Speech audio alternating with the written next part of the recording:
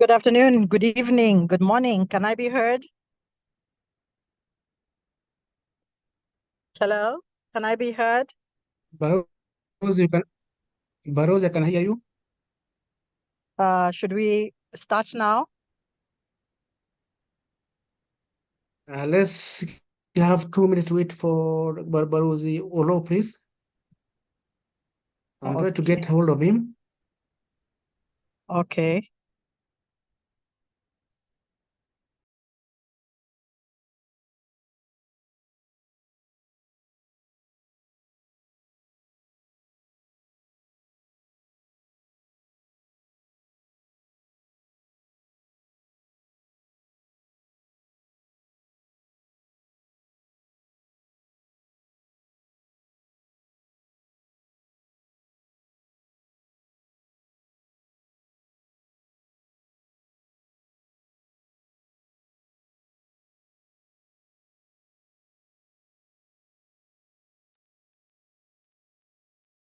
Good evening, good morning, good afternoon, Barrows. I think we are set to start. Barrows Olo is with us now.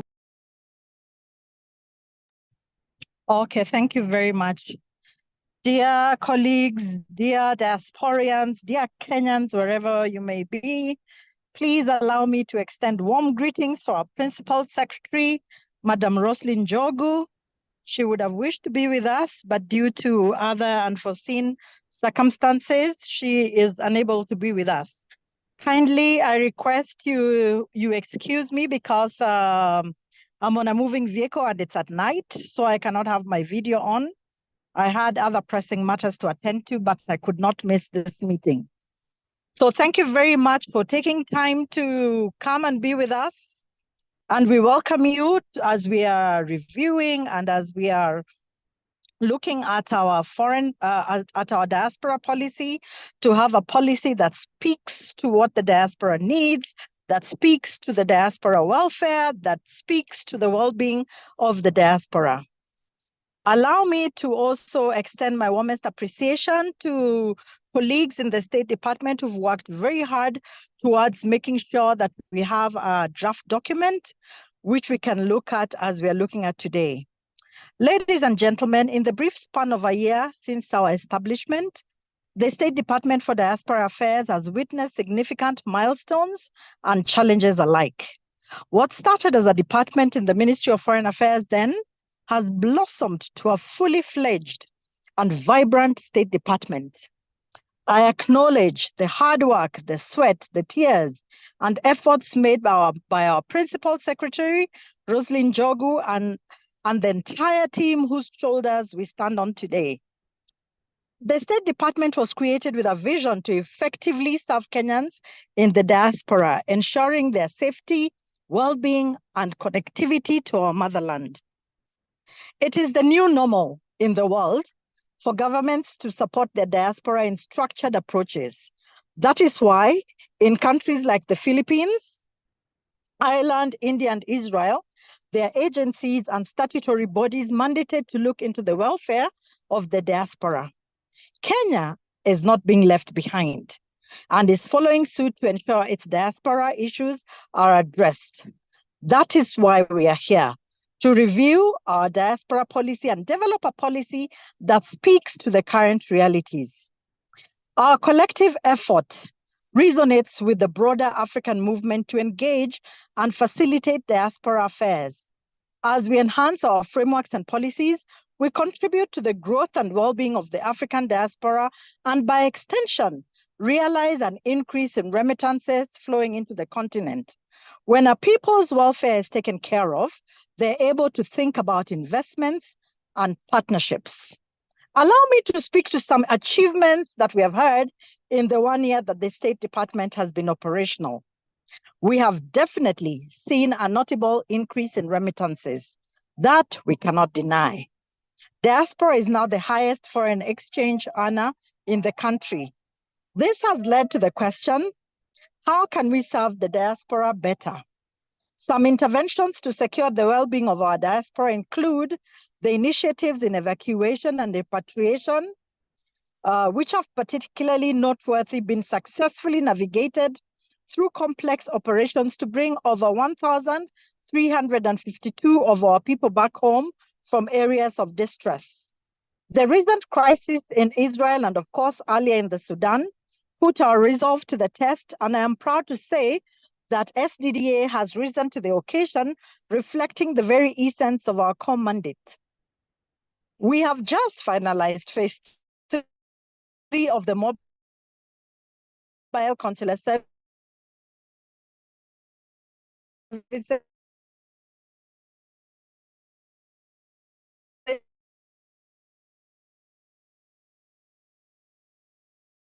following a successful run of phase 100 Kenyans were served. Subsequently, we have for Kenyan citizens abroad, contributing to the economic prosperity of individuals and our nation alike. Through the newly established Diaspora Placement Agency, the government seeks safe labor migration for the benefit of Kenyans. Ladies and gentlemen, we began with a 6-point mandate, a robust agenda set by His Excellency, President Dr. William Ruto, to address the key needs of our diaspora community. Through collective effort and shared commitment, this has been expanded to a 9-point mandate, comprehensively, furthering our reach and enhancing our services. The 9-point mandate shall be elaborated further as we talk about the policy. As part of its additional mandate, the State Department, in liaison with other stakeholders, seek to promote the participation of Kenya's diaspora in democratic processes. In this regard, we have had conversations with the IEBC to try and see where Kenyans can participate in elections. But we also must remember that for Kenya to expend amounts of money, it must make sense. We cannot bring a voting station where there is only 5 people. So, and Parliament has been very keen on how we spend our finances. So we want to be sure that wherever IEBC will be coming, we can actually expend returns on investments on the same. But in addition to that, we've also been engaging the 2 houses to see how public participation for the diaspora can be done on legislative processes. Despite these gains, we are not complacent, for these are indeed challenging times. The global landscape is continuously evolving, often unpredictably, and more often into unknown and hitherto unseen challenges. Human trafficking across the globe, and sadly involving the diaspora, seems to be one step ahead of governments. Unemployment rates, both at the diaspora and in Kenya, are at a high and with a youth bulge. These challenges, ladies and gentlemen, and the new opportunities from our new point mandate calls for a review and perhaps overhaul of the 2014 diaspora policy. Previously, we spoke of exploiting the potential and harnessing the diaspora. We wish to change this narrative to partnerships, inclusion, additions, working together, coming together, collaborating. The revised policy will go a long way in making sure every Kenyan's welfare is taken care of, and pathways for partnerships are created for inclusion into the national development agenda as envisioned in the bottom-up economic transformation agenda. This includes with the county governments as well. In closing, I reiterate my gratitude for the invaluable support we have received from you, the diaspora. We have had over 4,000 comments come in, which we have tried to incorporate, but we also wish to point out that a policy document and a strategic document are two different documents. We found a lot of the very useful comments that you made fitted in very well with our strategic document, but not with the policy document. So we shall be able to include them in our policy document. Together, we are setting a new standard for government engagement with the diaspora. Together, we are building a legacy of service to our brothers and sisters beyond the Kenyan borders. Thank you very much. Thank you very much. I am Ambassador Helen Gichuhi, the Secretary for Diaspora Welfare and Partnerships. We look forward to having a robust conversation with you. God bless you. Thank you.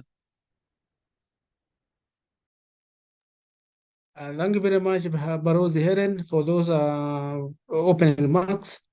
And let me take this opportunity to call upon Barozi Olo to give his opening remarks before we go to the presentation of the draft Diaspora Policy 2024. Welcome, Barozi.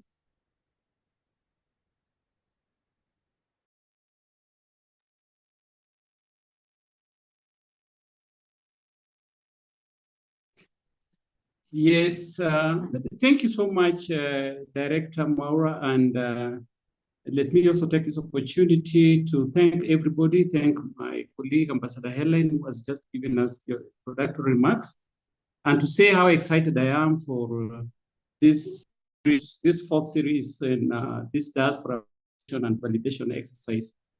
Let me say that the new policy that related to the diaspora new policy 2024 is a policy that is aimed at serving the diaspora better. We have just heard from Ambassador Helen that there has been some sort of shift in terms of engagement of the diaspora, and it therefore became imperative that we need really to review the old policy, the 2014 policy, so that it is also in line with the new mandate of the state diaspora. We have just heard that the mandate of the State Department for the diaspora is a 9-point mandate. But then how does it therefore align with the new diaspora policy? It became therefore important that all policy had to be reviewed. Now, if you look at also the old policy that we are reviewing, and I want to thank all those from the diaspora that have, we received representation. Quite a number of you gave us the feedback. You will see that in the old diaspora, for example, the main issue was how, as a government, how can we exploit the opportunities within the diaspora? We're talking about issues of remittances. How can the diaspora participate more? How can they be integrated in national development? But the new thinking has changed. I think now what we are saying is, how can we make sure that the diaspora participate? What is it that the government is giving the diaspora in turn? And this is why you see that issues like the welfare is now taking prominence. In fact, what we are now talking about is the issue of how do you protect the diaspora? How do you engage them? So then how do you then empower them? So a lot of things among those three are being, put in the new policy, and so that once those three steps have been, exhaustively, done, then the diaspora you can say the diaspora is prospering. So there has been this shift in terms of engagement. It is not what is it that as a government we are getting from the diaspora, but what is it as a government? What can you do to the diaspora so that we can better engage them? So this is a major shift, and this is what our policy 2024 is now trying to orientate itself, so that the diaspora is no longer seen as just, what is it that we want to get from them. So this is very, very important. Then what we are doing now is basically a validation. You remember that this document was circulated, and we got over 3,000 feedback. We got over 3,000 representation from different people in the diaspora. So now we are giving you the opportunity to look at it once again. Look at the document. Whatever you said, has it been mentioned, or what kind of policies do you want to have? We want to see in the document. And I think here also, as we do this, as has been pointed out, we, as a policy, typically we are looking at the policy issues. But there's a lot of information that we have also got, more to do with strategies and activities that the State Department for Diaspora should take. So those will come in other documents. But generally, the policy is talking about the policy of engagement. And you might, for example, see that you gave us something to put in, but it is not somewhere there. Be rest assured that that has been taken on board, but in a separate sort of document. So the policy basically is talking about policy issues. What is the policy direction the government should take? We got a lot of information about, for example, the diaspora participation in the process. So you'll see in the policy, we have mentioned that this will have to be done in collaboration with the IDs. But the final details of how this is going to be done is not going to appear in the policy document. This will now appear in the strategies and the activities between the State Department for Diaspora and the IDC. So without further ado, I think those are my initial remarks, and Director Maura, and also to assure all the diaspora that we are giving you, another stage where you can look at the document, validate it, and this is also in line with our constitution, which says that in major government policy document has to be subjected to public participation. This is part of the public participation exercise, and to give you the opportunity to validate it so that we can, it can reflect the views and the feelings of the diaspora. Thank you so much, colleagues and members of Kenya's diaspora, and everyone. Really want to thank you, and I'm very excited. I'm looking forward to your very, very fruitful participation, and be rest assured that whatever you say, we have a team that is doing recording. Will find its ways somehow. Thanks so much, Director Mora. Back to you.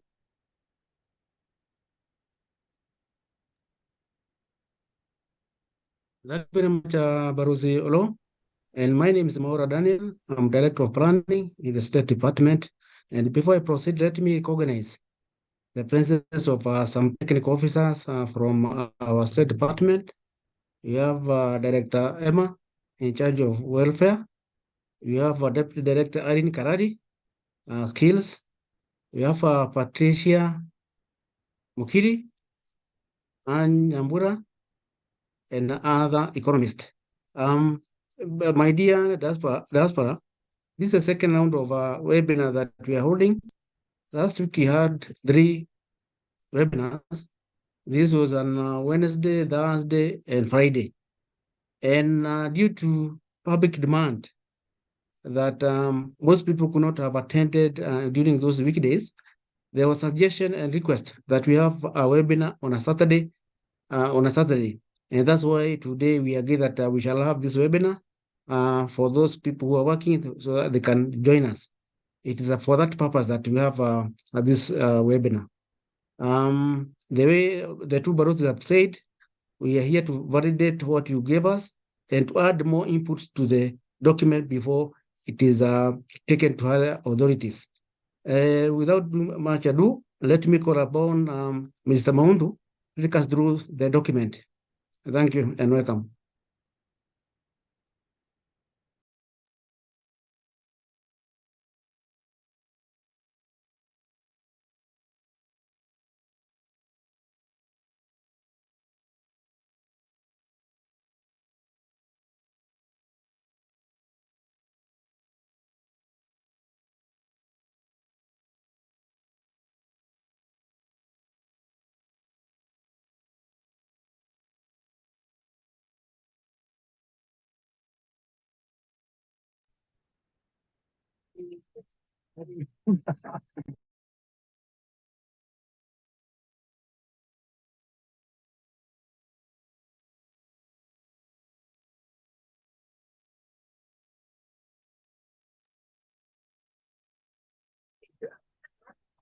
I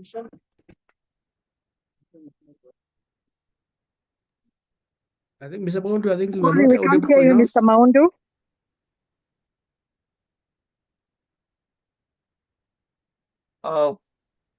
Good evening, good morning, good afternoon, Director Balozi Ellen,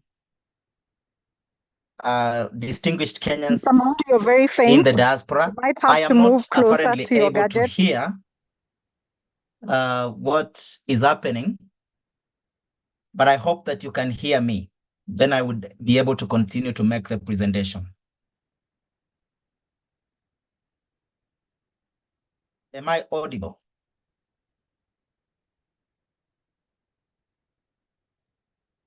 You are some audible. I think you can Hello? continue. From my side, I'm getting you loud and clear. Hello?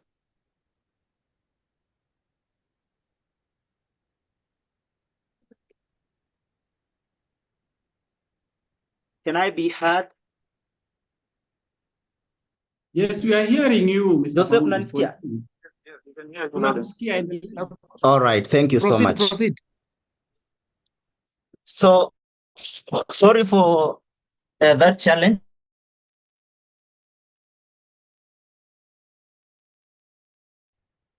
Allow me to continue with the presentation by saying that this is the presentation of the draft diaspora policy 2024, which will take this outline. We will look at the background of the policy environment, strategic positioning, the goal and objectives of the policy, the rationale behind the policy, some bit of situation analysis, and the policy areas identified, as well as the implementation framework, and finally the monitoring and evaluation framework, after which there will be an interactive session. So the policy is conceptualized around ensuring the protection of the diaspora welfare and championing their rights, around engagement of the diaspora, around empowering the diaspora, and this would lead to prosperity of the diaspora. And this responds to the State Department's mandate, and it also responds to the bottom-up economic transformation agenda commitments on the diaspora. We start by appreciating that historically Kenyans have been moving to different parts of the world to look for job opportunities, to get advanced training or education, or for political reasons, among many other reasons.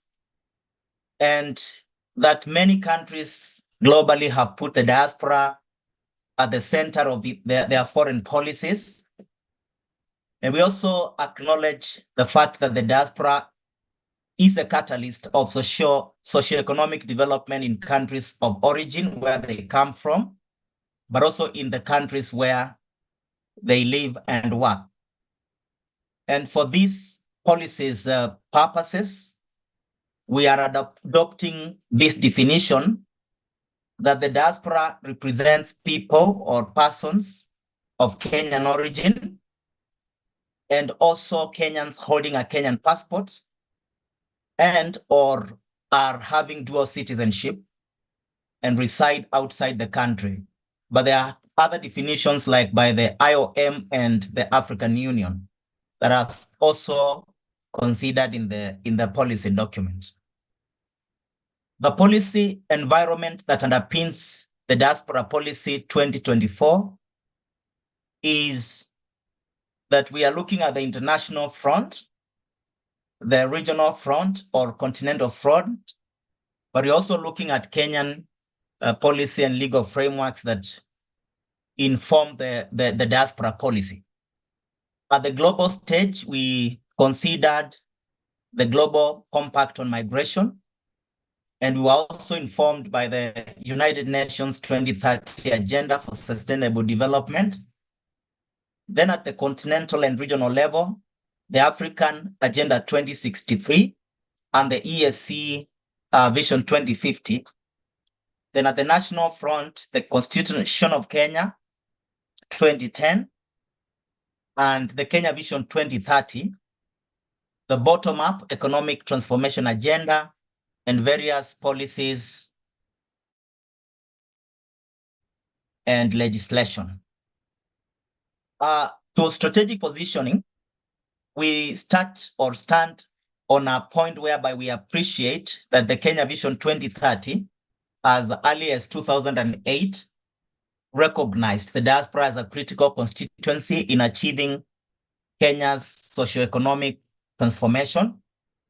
And this is because the diaspora bring on the table a pool of highly skilled labor force, but have also a very big contribution in terms of remittances, which, as we've seen over the years, have been growing from 2.05 billion US dollars in 2018 to around 4.19 billion US dollars in 2023.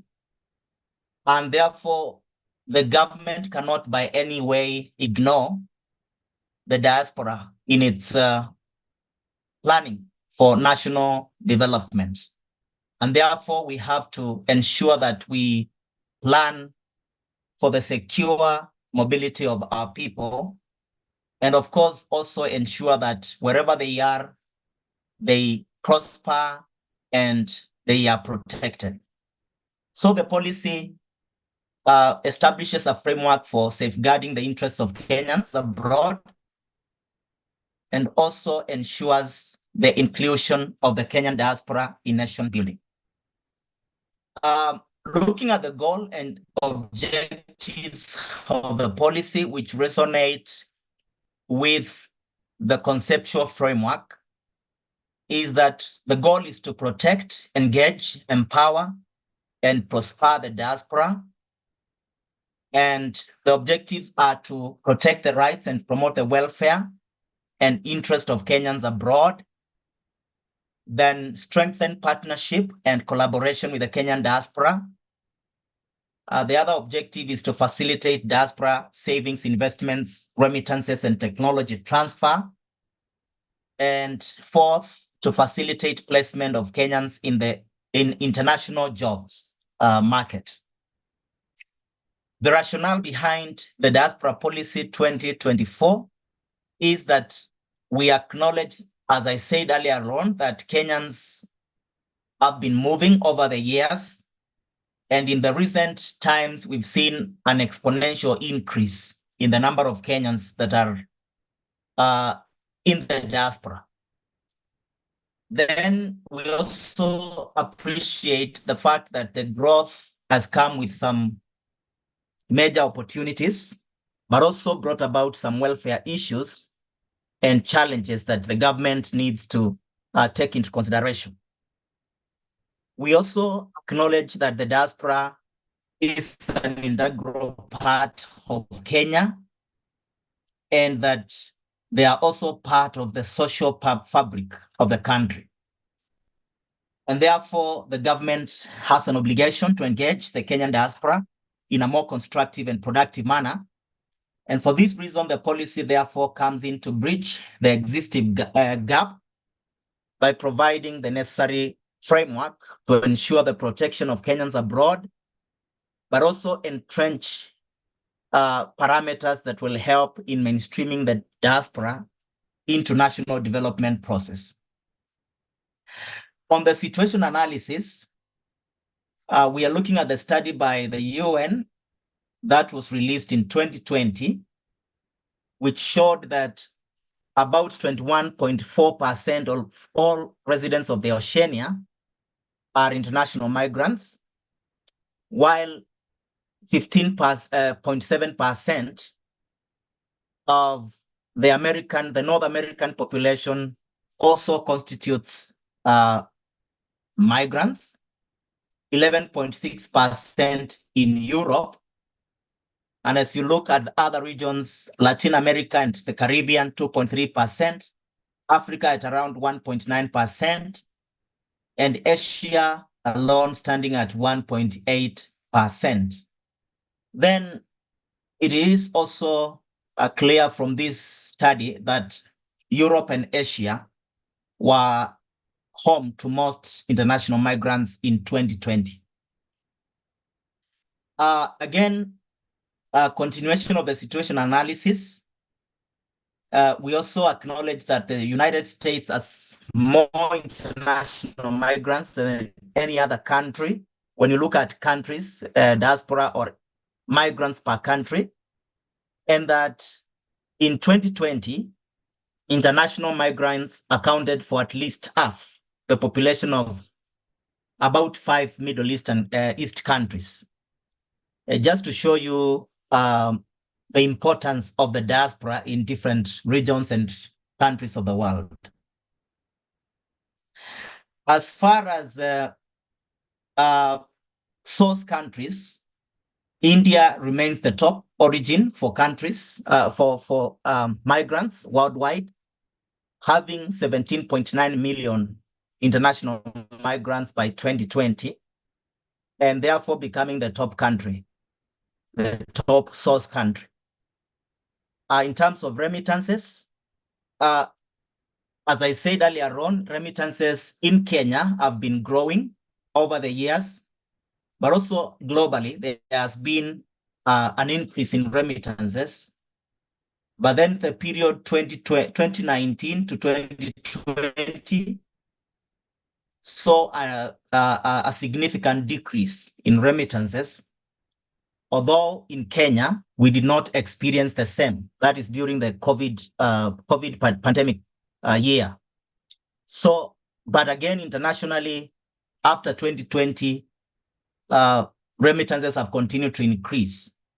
And that is the same report for Kenya.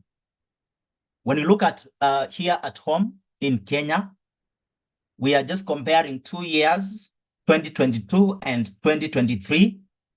And you can see from the graph that there has been growth in remittances, especially since May of 2023, over and above what was recorded in 2022. And this closes in December with $4.19 billion, as I reported earlier. And that trend continues in the first quarter of 2024, which recorded an increase of 25% from the last quarter of 2023, which is the period October to December 2023, whereby the remittances were about 169 billion Kenya shillings, but grew to around 210 billion in the first quarter of 2024, which ends around April of this year. When we look at the composition of the Kenyan diaspora, we see that our diaspora is composed of skilled professionals, labor migrants, family migrants. We also have retirees, students, entrepreneurs and investors, but also those that will go seeking medical attention outside there. We also have a bit of those that have left as asylum seekers. Then to the achievements that the previous policy, 2014, was able to reach, we have seen that there have been a number of evacuations and repatriations of Kenyans from various regions or countries abroad. And the most recent being the Sudan evacuation from Israel and many other parts of the world. But we have also seen achievements in the area of strategic engagements with the Kenyan diaspora, whereby in various parts of the world, we've had Kenyans getting visited by various high-level government officials, including His Excellency the President himself. The most recent one being the one that took place in Atlanta, whereby most Kenyans in the diaspora within the US were able to attend. There has also been negotiation and review of bilateral labor agreements, and also provision of mobile consular services, whereby most of you, if not all, have been able to at least get served, either in your city or in a city nearby where you stay. Allow me to continue to some more achievements, like the development and launch of the DAO CSD, which has given you an opportunity now to be able to transact on government investments from wherever you are. We've also seen the State Department or the government ensure pre-departure training for Kenyans departing for various destinations, but also digitalized government services that are diaspora facing to ensure that we increase efficiency and access to these services by the diaspora. We've also had progress in as far as participation of the diaspora in democratic processes is concerned. This, growing from around 4,000 diasporians who were able to vote in 2017 to around 10,000 in 2022.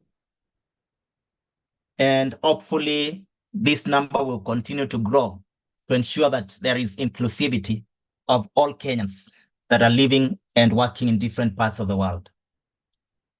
Some of the challenges that were faced during the implementation of the Diaspora Policy 2014, we have the challenge of non-registration by Kenyans abroad, and which affects the kind of data that we have, but also makes it difficult for government to offer services to the diaspora. There is fragmented data on the Kenyan diaspora, different sources with different numbers. But there is also high remittance costs, which of course will hamper or limit the effectiveness or the amount of remittances that are able to reach the country. Another challenge is mutual recognition of academic qualifications and certification, which lacks in many cases, and therefore affects the kind of jobs, and of course affects Kenyans accessing jobs in the international jobs market. There is inadequate policy, legal, and institutional framework, and also an increase in mental health challenges. And these challenges will inform the kind of actions that the policy will recommend. So allow me to move to the policy areas that were identified and the respective policy actions. We have 4 policy areas. The first one being rights, welfare, and interest of the diaspora, simply because we want to put welfare first so that everything else will fall to place if the Kenyan is well taken care of. The Kenyan is safe, the Kenyan is thriving, the Kenyan is peaceful, wherever they are. Then there's diaspora savings, investments, remittances, and technology transfer as another policy area. There is international job placement for Kenyans. And finally, there is partnerships and engagement with the Kenyan diaspora. Those are the 4 policy areas that have been identified. And this, of course, will respond more or less to every other mandate of the State Department. To rights, welfare, and interest of Kenyans in the diaspora, these are the policy actions that have been proposed. The first one is mapping out of the Kenyan diaspora. The idea is just to know what number really there is of Kenyans in the diaspora, and also to come up with a database. And this will help in coming up with the numbers that can be used or that can help, whether in policy making, but also in service delivery. There is also the development of an evacuation and repatriation plan so that we are guided when it comes to issues of evacuation or repatriation. Provision of effective and responsive consular services so that Kenyans can be served near or in an effective manner where they live. Then there is also facilitating repatriation and evacuation of distressed Kenyans or mortal remains of those who would pass away while in overseas locations. There is also promotion of the participation of Kenyan diaspora in democratic processes. As I said, only 12 countries have been able to participate, 10,000 people out of a population that is estimated at over 4 million. And therefore, there is a lot of work to be done in that area. There is also a policy action towards the establishment of safe houses in cities with high distress cases, and also the development and implementation of a mental health action plan to respond to the challenge of mental health challenges that are being faced. Then to investments, savings, and remittances, as well as technology transfer. We propose in the policy to strengthen remittance infrastructure and also develop an incentive framework. And this will help to facilitate diaspora remittances, of course, by dealing with various bottlenecks that will hinder diaspora remittances. There is also a proposal to incentivize diaspora savings in local financial institutions to ensure that the diaspora are able to open foreign denominated accounts in local financial institutions and are able to transact just as those that are locally here in Kenya. We also have a proposal for the facilitation of the portability of knowledge, skills, innovation, and technical resources, as well as collaboration with the diaspora in promoting Kenya as an investment destination.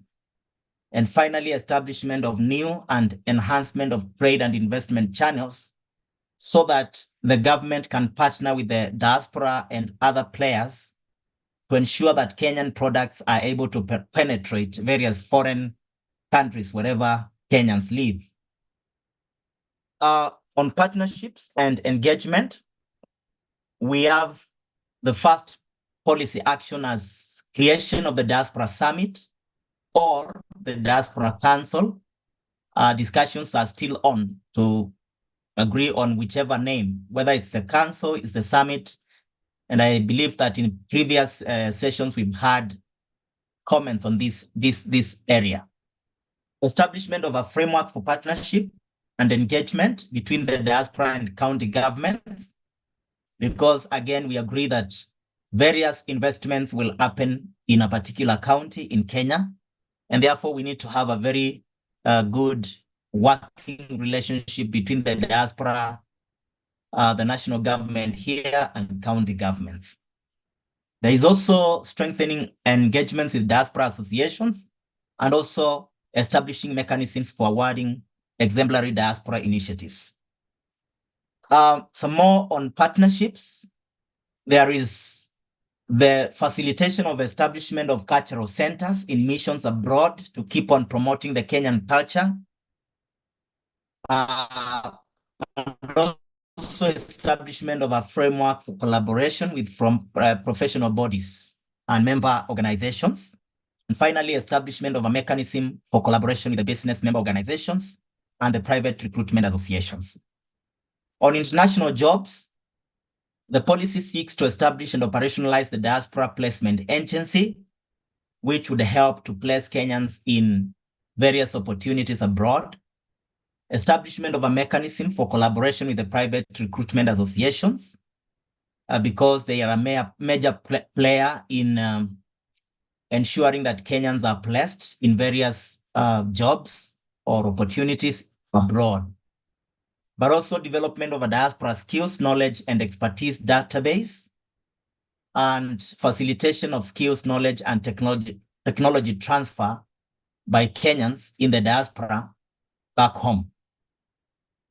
Then finally, the development of a framework to support Kenyans in the diaspora to harness opportunities for employment and also enterprise development in collaboration with the private sector organizations. On the policy implementation, we see various players having a role in implementation of the policy, and these include various government ministries, departments, and agencies, the county governments, the parliament, diaspora associations. We also have development partners, the private sector and civil society organizations, the judiciary, among other key players who will have a role in implementation of the policy. On monitoring and evaluation, it is expected that the implementation of the policy will be monitored and there will be an evaluation, ideally to check whether we are achieving the objectives of the policy and also be able to identify challenges or impediments to implementation. And that way we are able to design corrective actions that would ensure delivery of results that are desired.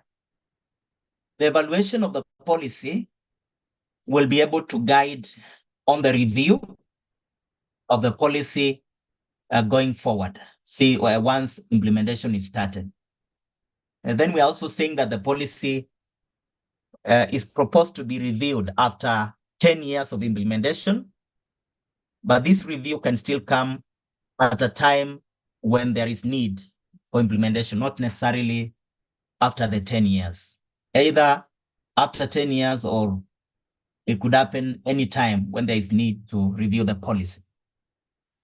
We are saying that the policy review shall be initiated and coordinated by the State Department that is responsible for diaspora affairs.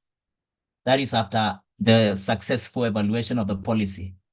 And why we are saying the State Department responsible is because we don't know whether next time it will be the Ministry of something and Diaspora Affairs, or whether it will be the Ministry of Foreign Affairs, the Ministry of Diaspora Affairs, or otherwise. So whichever ministry or State Department that will be responsible for matters diaspora affairs will be able to initiate the policy review process. Thank you so much. Thank you very much, Mr. Maundu, for taking us through the document in the brief. And let me take this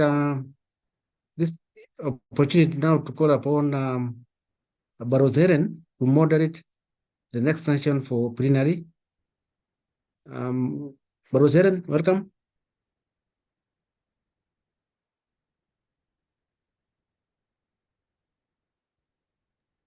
I am sorry. Thank you very much. I see two people had their hands up right from the very beginning. We have Francis Karimi and John Churchill.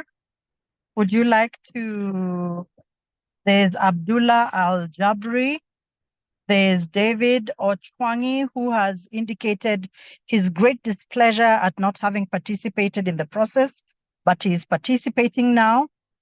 I think the others have dropped off. Francis, Karemi, Abdullah, and then David in that order, please. Thank you.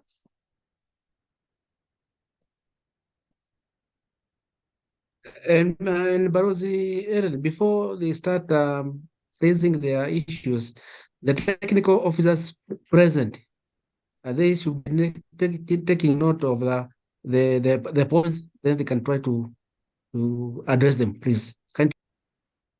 Yes, please. Colleagues from the different technical departments, when it touches on you, please be ready to respond.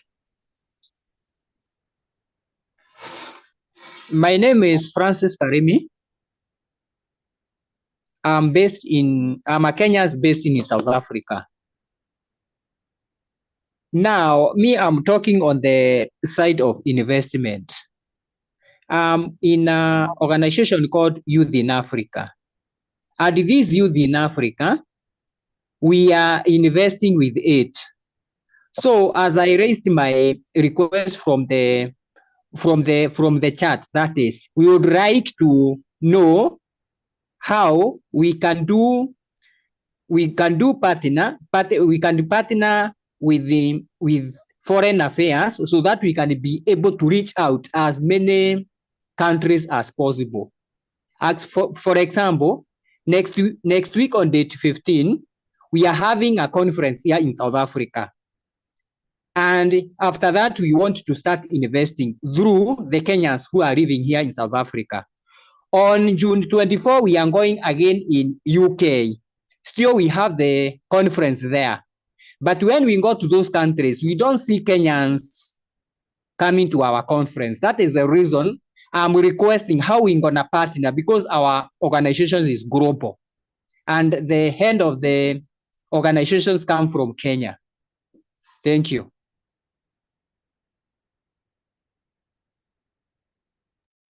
Next question.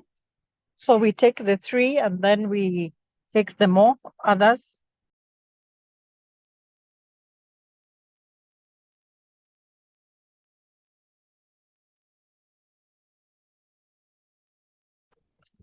Abdullah, your hand is up. Yeah, thank you. Thank you very much. I would like to first and foremost thank the organizers for this presentation and this session. It's really been very useful, and we have learned a lot that even we didn't know before. And I'd like to also to take this opportunity to thank the Kenyan government for supporting the diasporas living outside of Kenya. Thank very much, for example, for the mobile consular services. Me, I'm actually Abdullah Jabri. I stay in Yemen. My wife is from Kenya. And recently, with the mobile consular services, we've been trying to get the ID and the passports. I've been trying to get the ID and passports for my family, my wife, who is Kenyan, and we got the ID from the Muscat Kenyan embassy in Muscat, which I thank them very much. Really appreciate. And remaining our children who haven't yet got their passports, and we applied for them. So they said that according to what we've heard, that my wife's passport wasn't updated at the time of the birth of the children. And just to say that this was because of the situation in Yemen. There's a war, and we couldn't even leave, even to get out of the country. So I hope that this thing will be appreciative. They could support us in getting these passports for my wife and for the children, so that we can go to Kenya. We are planning even to go and do some investment there. I've even sent an email asking for the opportunities, or which businesses that are good we can start with, if even on a small scale or mid scale, because even my wife's father was having a business. He was having a warehouse, supermarket in Homa Bay, and they had a very big commercial building in Nakuru. They were even renting. I'm sorry to interrupt, but could we just maybe make it very short, because there are very, very many participants and we wanted to try and hear everybody. So I'll ask Director Emma to respond to your question when the time comes. Director Balozi Ann Manjohi, the first question on partnerships, please. We had David. David, could you please unmute David so he has his say, and then we can respond to those three questions before we take the others. There are very many hands up. Yeah, can you hear me now? Okay, I see my name, so that means you can. So my name's David Ochwangi. I'm actually based out of the US. Atlanta, Georgia, if you will. Just first of all, want to say thank you for this opportunity. But I guess in the interest of time, I want to express my deep reservations with respect with the process on how this thing that these policy has been handled. I happen to lead an organization called the Association of Kenyan Diaspora Organizations that tries as best as we can to bring our diaspora together and advance what we consider to be our common welfare. Common welfare in this sense means participating in the drafting and pushing for advancing our common interest.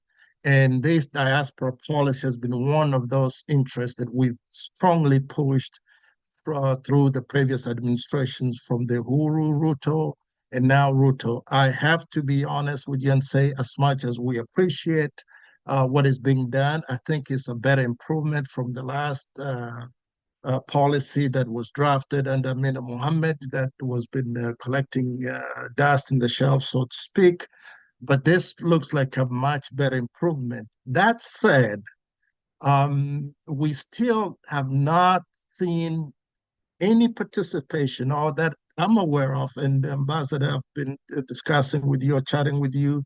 And I want to post this to the rest of the folks on here. Who among us in the diaspora participated in putting this document together? And the reason I'm asking is because there's a lot of things or issues that are missing in this document. That is most important, I believe, to many of us, especially to me, is protection of our interests, our investments back home. I am aware of so many people, including myself, that have done a lot of things or sent money or done investments in that country that end up in the wrong hands, and we simply have no recourse whatsoever. We treated extremely badly. And even before government entities and government bodies, including the judiciary, the police, the DPPs, are the kind of people that we expect to get support and protection from, we do not get. And we end up being exploited multiple times over and over. So we were hoping, at least I was hoping, that this so-called policy would address some of those issues that we face, because it ties and goes in tandem with the government's interest in having us send money, invest in our country, but it defeats the purpose if we do that and what we send ends up in the wrong hands and we simply have no recourse whatsoever. So that's an issue that we were hoping that we as a diaspora gets to participate in drafting a policy that addresses some of these concerns. And I'm listening to what is being put before us. There's maybe 4 tenets that were discussed a few minutes ago. None of those things address any of these issues. So in the interest of time, the last thing I want to say, so we're putting this thing together. When it's all said and done, is this supposed to be codified into statutory law so that when there's a problem, we know where to go? The guy that just spoke or made a presentation said it will be reviewed after every 10 years? But what happens in the interim? Who do we go to? What court in Kenya do we go to implement that? Thank you so much. We have gotten the question. We have got the question. Or did you have another element to the question?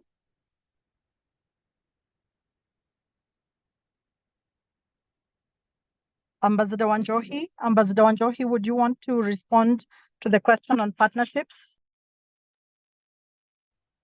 Ambassador Wanjohi?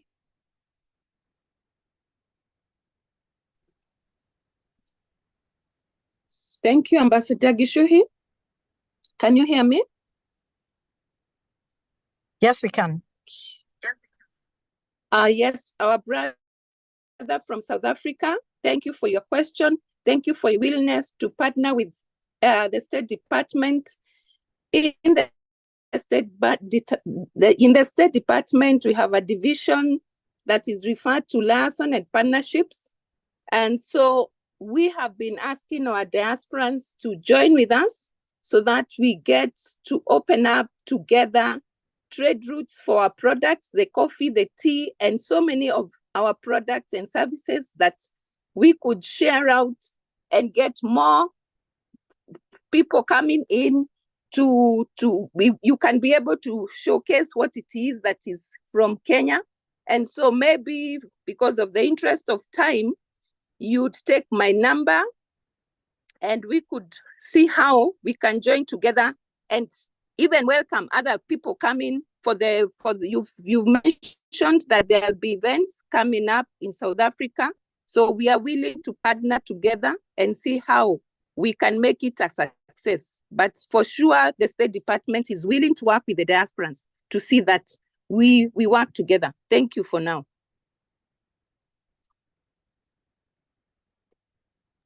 Thank you. Perhaps maybe you can take our email, diaspora@mfa.go.ke, and you can send an email and attention it to liaison and partnerships, and Ambassador Wanjohi will get back to you.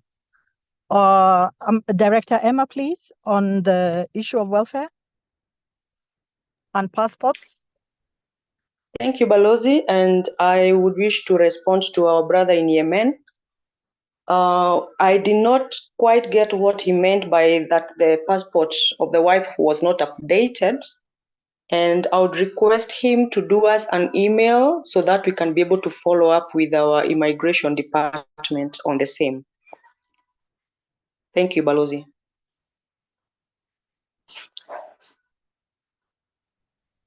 Thank you very much. My brother, David, so we have had a lot of diaspora expressing their difficulties with their investments. The State Department for Diaspora has endeavored to come up with, to partner with legit investors, people who are able to assist the diaspora do what it is that they need to do. And we also encourage the diaspora to involve lawyers in what it is that they do. Having said that, we recognize that there are those diaspora who tried to invest prior to the State Department coming into being. Now, we always encourage the diaspora, even as much as they're investing, to just check through the State Department to know if whoever they're investing with is legit. In the event you have been cheated, we do not have prosecution powers. We do not have powers to adjudicate. But what we do is that once you send us your complaints through our email, we normally partner with the DCI offices such that we see how best you can be assisted. Sometimes it has not been as fast as the diaspora wish it to be, and sometimes it has not been successful because in some instances, diaspora didn't follow the laid down procedures. They were in a hurry to do what it was that they needed to do, and they took some shortcuts which did not end well. So yes, we are trying to assist as much as we can, but Rome was not built in a day. We are trying to do what we can. We are trying to come up with different ways of protecting the diaspora investments, and we are also encouraging them. My colleague, Director Munzala, who's in charge of investments, unfortunately was not able to be with us. He might have been able to respond a bit more to the investments question. But we do have investment vehicles which we're encouraging the diaspora to utilize to achieve what it is they want to have, because of the kind of fraud and the kind of unscrupulous situations they have found themselves in. And like I said, the process of having the policy done has been a very participatory process. We have had diaspora sending in their contribution. And like I said earlier, sometimes you send a contribution and it is not a policy item, it is a strategic item. So it will not appear in the policy, but it will appear in the strategy. The issue will be addressed in the strategy.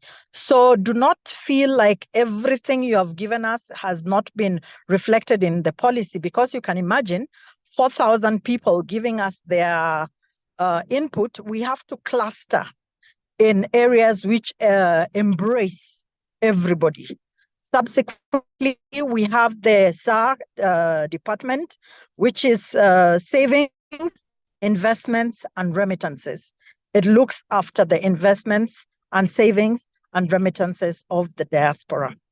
I think without much ado, because of time, we have very, very many hands lifted up. So please, if you'll allow me, I would just request for Mr.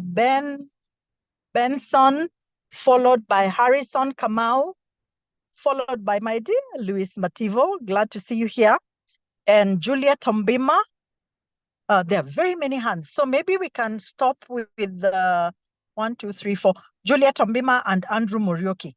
We can stop with those 5 and then we continue with the list. If we have answered you, please put down your hand so we are not repeating the same people again. Thank you. Kindly unmute Benson. Thank you very much. I appreciate all of you for participating and allowing us to be a part of this. My name is Benson Kasue. I live in the heart of diaspora here in Texas, in Dallas, Texas. I'm the founder of the East African Chamber of Commerce, as well as the Kenya Diaspora Advisory Council of Texas. As you somewhat intimated, that the diaspora is sort of fragmented because of the data they provide, and that is part of those problems. The question that I have, one, we as a chamber, we've been in operation for 19 years. Every year we put a large diaspora trade and investment conference that relates to East Africa. Of course, Kenya is about 80% of those participants. But we have not had really much of central government participation and partnership. We do this event around October, the first week of October every year. This will enhance some of the things diaspora policy is supposed to basically support. For that, my question is, how can we work with you to continue to encourage people to invest in the region, particularly in Kenya? And how can we help you participate? We always work with our embassy. Our embassies participate for East Africa, Kenya included, but we see very little participation from there. The reason it's important to participate is because when we have investors in our conference, we cannot close the deals for you. As a governor, as a government, you have to come and close those deals for yourself. The other thing I want to agree with Mr. Ochwangi is him and I differ in a lot of ways, but some of the things he raised up are concerning. Particularly, I think you've done a very good policy to start, and maybe we need another chance to provide more input to make it just to refine it, make it better and suitable for all of us. With that, I yield back. Thank you very much, Ambassador Wanjohi. You'll respond to the partnerships question. If you have any comments, I'm inviting everybody to respond to diaspora@mfa.go.ke. I mentioned we already had 4,000, over 4,000 actually, diasporians giving in their input. We welcome you to give yours as well. Please don't be left out. Next participant, Harrison.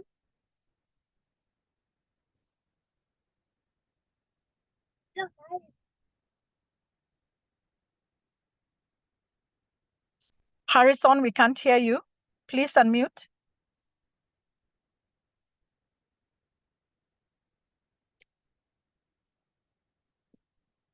I'm sorry, we don't seem to be getting Harrison. Could we move to Juliet Ondima and maybe come back to Harrison?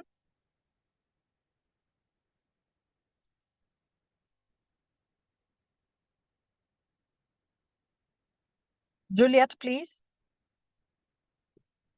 Hi, can you hear me? Yes. Hi, thank you for convening this. My name is Juliet Odima. I am based out of amazing Dallas, Texas, just like Benson, amazing Benson.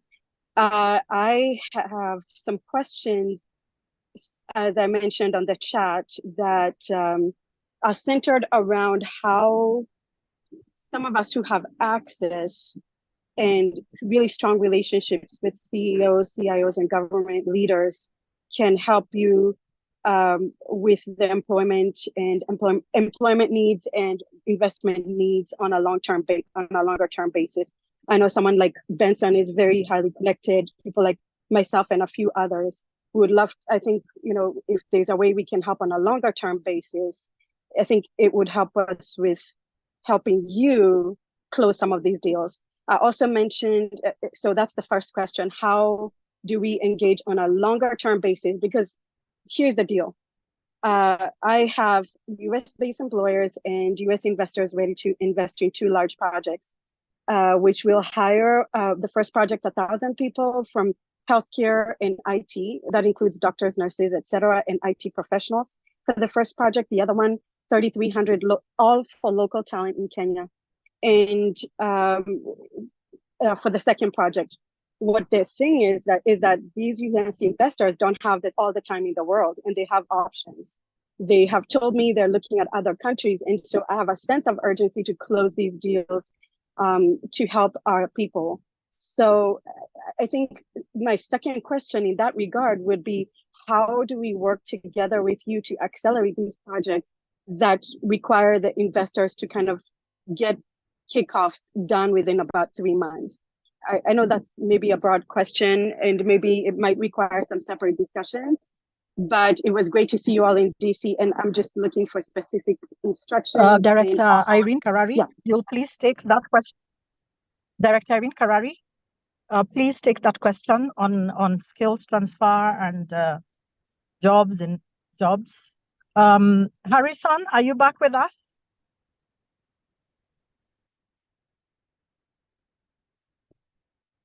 Harrison? We don't seem to be having Harrison.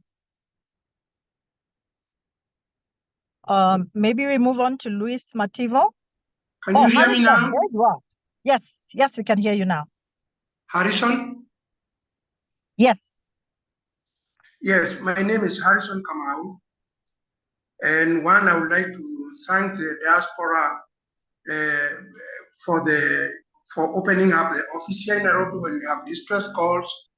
I have lived in the US for the last 15 years, but I have a case. I don't want to talk about the case, but I have the case.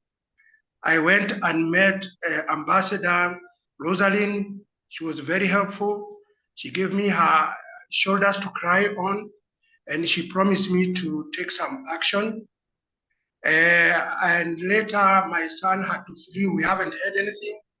My son flew all the way from Seattle to Georgia to meet with the team. She met her there.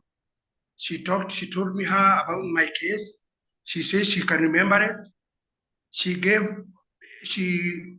her Helen, the ambassador Helen, who talked to my son, and she said she'll be looking at it. And they have been talking on the phone, but I don't know what the progress is. That is about 6 months. Harrison, thank you. I am personally handling your case, and this is not something we can talk about in here. I am in conversation with your son, and so we will proceed as we have been doing, but I am personally handling your case. Thank you very much. Appreciate it. Lois Mativo. Mute. Oh, hello. Bonsoir, Balozi Helen. Oh, bonsoir, ma chérie. Yes, it was really a pleasure to work with you in Paris when you were the chargé d'eau of the mission. Yes, those were really good times. And yeah, we hope to come to see you again in Paris. You're very welcome. Bienvenue. So I'll just make my comments very short. The first one is concerning the diaspora here in Paris. First of all, good evening, ladies and gentlemen, ambassadors at the diaspora, all protocols observed. So the first question concerns our diaspora here in Paris, Europe in particular, and the next one is concerning diaspora in general. So we are asking for mobile consular services, or even maybe the possibility of making Paris a central area where we can have consular services permanently, a place where we can get IDs and passports, etc. We have very many children that get born here abroad. They don't always have the opportunity to go to Kenya to get IDs and all that. So how would you like to help us out? And then the next one is, how do you instill confidence in us as diaspora that when we send our money back home, it is used well?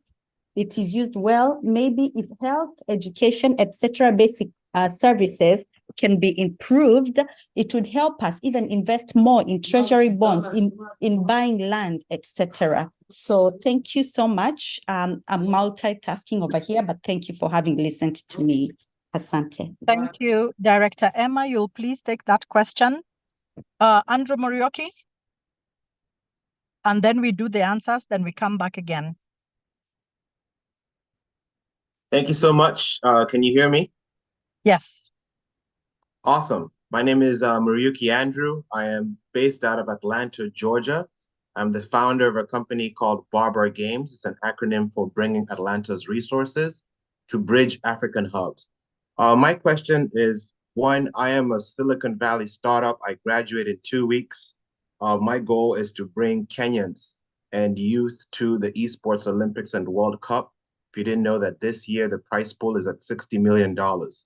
My question is, one, trying to help me or businesses like me align with businesses in Kenya and also with the diaspora affairs. We're talking about remittances, but every Saturday we have gamers who come and play, and there's an opportunity to connect with the youth because in game we have youth here as young as 12, 13 who send in-game prizes, which is in the form of remittances. And I want to just implore to, one, see how we can get an LOI, a letter of intent, or an MOU, so that once I graduate with this private equity firms that I'm going to seek funding from, we can accelerate that process to show that we're working with you, with the government. And then the other thing is also with a platform like M-Pesa Go. I know last year I heard the president talk about Apple Pay, but what solutions do we have to be able to engage diaspora and youth to start to have this conversation on how to, one, engage the other youth in Kenya, but also the bigger question on how to invest. And when I say invest, for them, investment is in-game assets. Thank you so much. Thank you, Mr. Morioki. I believe we spoke in Atlanta and I'd requested you to send us an email. We still haven't seen your email. Yes, because I think I sent us.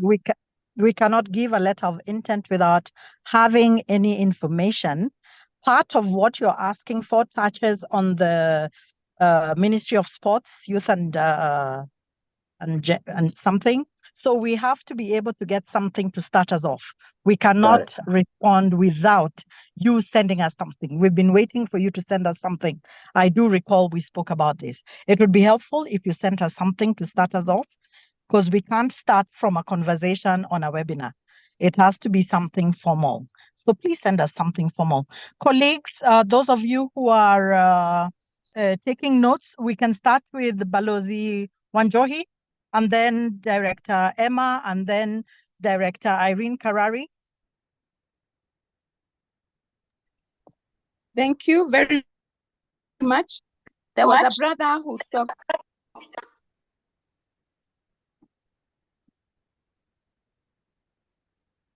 There is a brother who talked about, he comes from a chamber. I can't remember the country he's speaking from, but ideally, we, as you look out for partnership, we are more than willing to partner with you, our diasporans.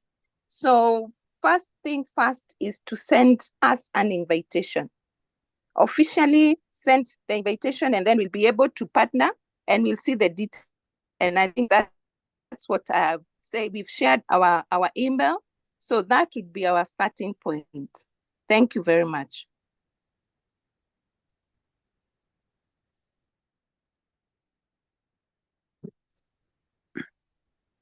I need this volume. Emma? My response is to my sister in Paris concerning ID and passports. And the MCS will be a continuous exercise. And so we'll be moving to the various countries and areas that we have not yet covered. And what I would encourage our diaspora is to register early in advance, because that is what will be informing us where we will be going. So as Mr. Maundo had indicated, is that when we ask for data, it is to assist us in service delivery. So in the meantime, you can maybe ensure that the people who need the services have registered with our embassy, so that they can, they can write to us and tell us that we need to go to a certain place, because that is what informs us on where to go. It is our missions that give us direction as to where to go, because that is where the services are sought. In the meantime, we have an ID center in Berlin for those who may be able to move to go there. We also have one in Washington, and I think another one in Los Angeles. And so I know Paris is not one of the gazetted ID center.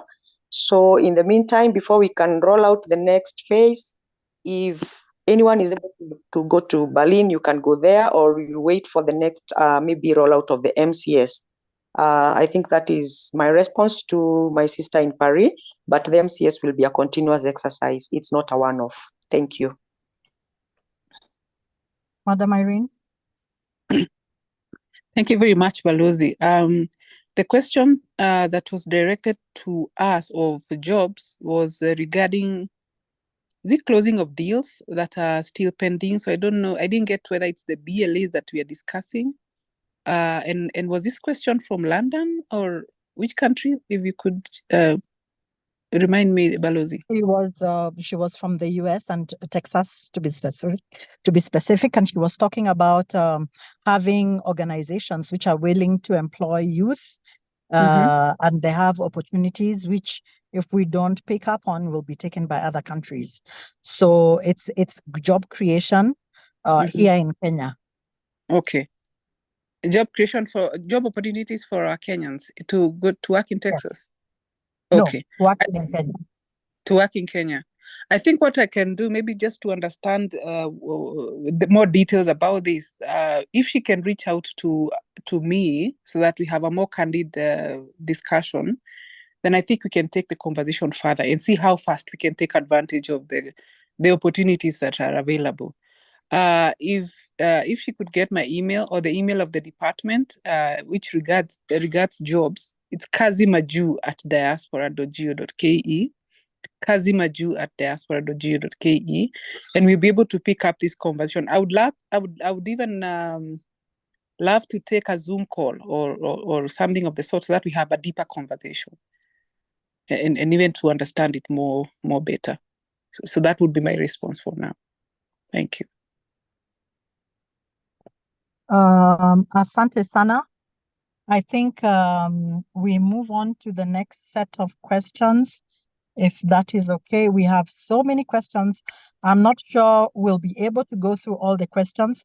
Can I encourage us to stick to issues of the policy, that we will be able to actually make some progress?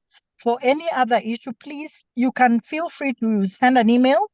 We actually respond to our emails. We'll be able to respond should you have an issue that is not really on the policy document itself. I invite Charles Mogaru, Gerono Rotich, Dr. Martin Koyabe, and Martin Mbuta. The list is very, very long. To start with, Charles Mogaru.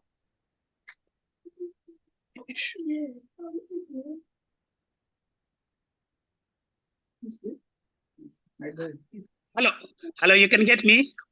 Yes. Yeah, my name is Charles, as you said. I'll be very brief and so to save time for the rest. I'm Charles from Spain. I'm the chair of Diaspora, Kenya Diaspora in Spain.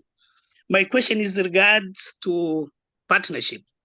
For a long time, many companies, I'll specify two, that the solar and the fertilizers, have been contacting me to seek ways to link them with the Kenyan government so that can invest in Kenya.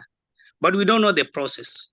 I'll be glad if you enlighten us on what process to follow when there's an interested investor showing interest to get to Kenya, on what are the steps to follow so that these people actually help Kenya to develop. Thank you so much.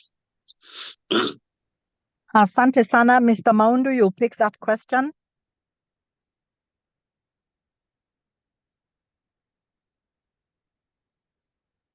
Next, please. Hello, this is afternoon. Good afternoon. This is Jerome Rotich. I am joining you from Indiana, Bloomington. I do want to thank the Minister of Diaspora Affairs for the great work that you're doing. I was in town a few weeks ago and we had a great reception, great discussion.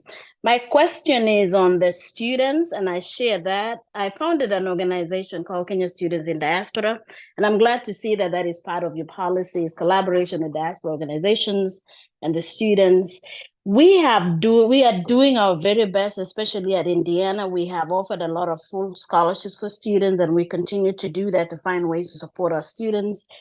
The only frustration we're having is a lot of our students are denied visas, even the very genuine cases on full scholarship. We had one good example the other day of a student who, a mother died in a road accident, tragic road accident. She was finishing her dissertation. She had to come to Kenya to defend, to bury the mother. But on our way back, she was denied a visa. So we would like to really partner with you to mitigate this, to see how they can really listen to genuine cases or those cases who have full scholarships so that we are not wasting those opportunities. We are doing our part as diaspora to support students here in terms of welfare, mental health, but they're just not getting opportunities to get here. So my question is, what is your Diaspora Affairs doing in collaboration with the U.S. Embassy, or what can we do in future to really mitigate this issue, which has become of great concern? Thank you. Next question, please. Madam Emma, would you wish to take the question on visas? Or is it Ruth is not in the meeting?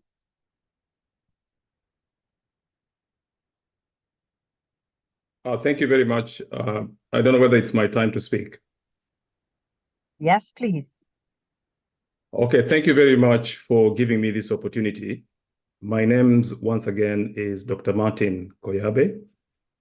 I have been involved with the diaspora architectural formation from the start, and I'm glad to have seen various individuals, Olo, Ambassador Olo, and Director Maura, whom we've worked with before.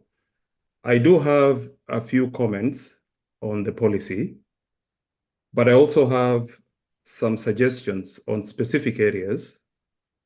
And for the sake of time, I have summarized them and I will share them with the respective individuals for consideration.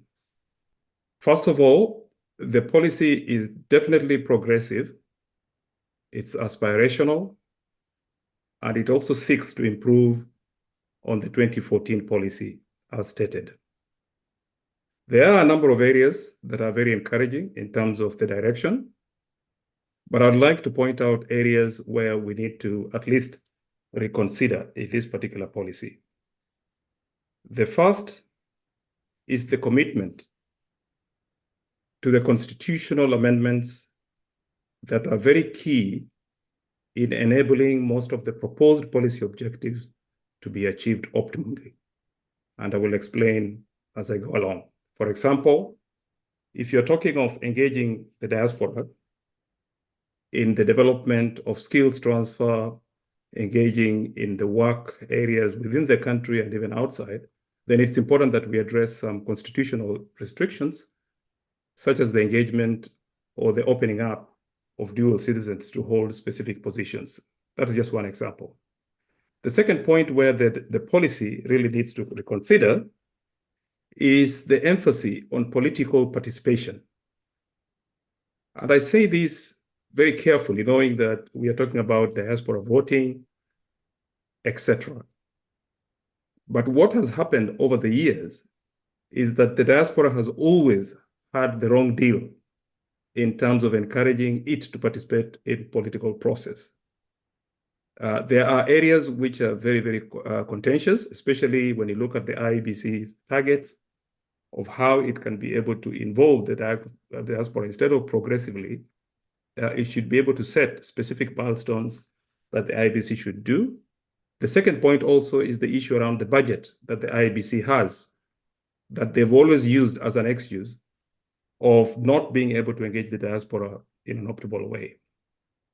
The third point that the policy needs to address is the facilitation of the diaspora in participating in governance. And one proposal that I see missing is the need to structure the diaspora. And I'll explain this, because when you look at the diaspora, you would want every particular diasporian in every corner of the globe to be part of the political process. So there's a need to look at how do we identify and structure the diaspora, whether in continents, in countries, and be able to align that structure with how counties are considered. But I'll explain that. The fourth item is the lack of the emphasis of the use of data and ICT in driving this policy. For example, there is a need for us to consider equipping our embassies to be able to provide specific services, whether it is mobile voting, for example, or even improving the ICT services in our embassies so that we can be provided services without necessarily going to the embassy. So there's a need to look at ICT investment in the embassies, consulates, and high commissions as a way of driving the diaspora policy, especially in implementation and service delivery. And then the last point is the lack of consideration of demography. The policy assumes that diasporians are individuals who only have a Kenyan ID and a Kenyan passport.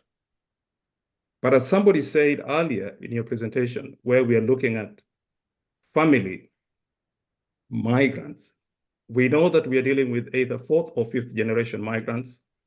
And it's important that the diaspora policy considers individuals who do not have an ID and do not have a passport, but they're aligned or they're related by blood to original Kenyans who have migrated abroad. And these are the individuals with very high skills, as you heard from one representative talking about the engagement of the youth. So in detail, let me just try and point out just a few areas in the policy pillars, just to give you my views. Under the policy pillar area 1, page 26, where you're talking about the rights, welfare, and interests of the Kenyan diaspora, where you're looking at, first of all, map out the Kenyan diaspora. It's important that we look at the diaspora structure, because if you are going to map out the diaspora, then we have to agree on what basis are we mapping out the diaspora. Are we using the countries where the diaspora are? Are we using the continents where the diaspora are? So there's a need to have that diaspora structure. And we do have some ideas that we can share with SDDA if that is needed. The second point there under that pillar is where you're talking about promote the participation of Kenyan diaspora. I would really change that to be enable the participation of Kenyan diaspora in democratic process, because promoting has been done, but enabling has always been an issue. And one example that I've said is to expedite the legislation to enable the wide-scale involvement of diaspora in voting. We've talked about mobile voting.